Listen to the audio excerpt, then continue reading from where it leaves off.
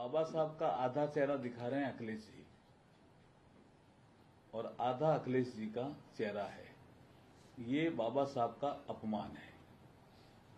ये चेहरा दिखा करके वो दलित समाज के वोट बटोरना चाहते हैं, तो ये अखिलेश जी भ्रम में जी रहे हैं। क्योंकि बाबा साहब को पहला चुनाव 52 में हराने का काम कांग्रेस ने किया, उपचुनाव 53 भंडारा का हराने का काम कांग्रेस ने किया। अब कांग्रेस के साथ हैं अखिलेश जी, तो दलित समाज कैसे अखिलेश जी के साथ होगा। फिर एक और मुद्दा बढ़ा जब इस देश में आया ओबीसी के रिजर्वेशन का, और अखिलेश जी और इनके परिवार के लोग ओबीसी में रिजर्वेशन के पैरोकार रहे हैं। लेकिन ओबीसी के रिजर्वेशन का सबसे ज्यादा विरोध किसी ने किया तो राजीव गांधी जी ने किया लोकसभा के फ्लोर पे। और जहां तक मुझे जानकारी है, आप इसको क्लियर कर देना, 2 घंटे 43 मिनट बोले हैं।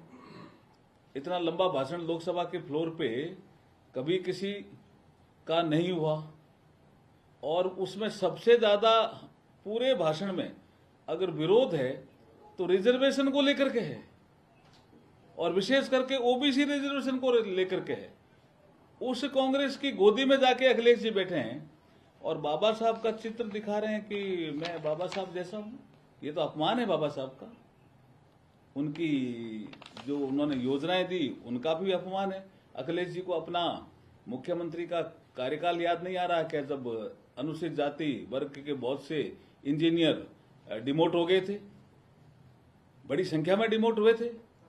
और मैं तो लोकसभा में एक आपको जानकारी देता हूं कि जब रिजर्वेशन इन प्रमोशन का विषय आया और यूपीए सेकंड के समय सब शायद कोई बिल आने वाला था लोकसभा में, तो उस बिल को फाड़ने वाले ही सपा के सांसद थे नगीना से।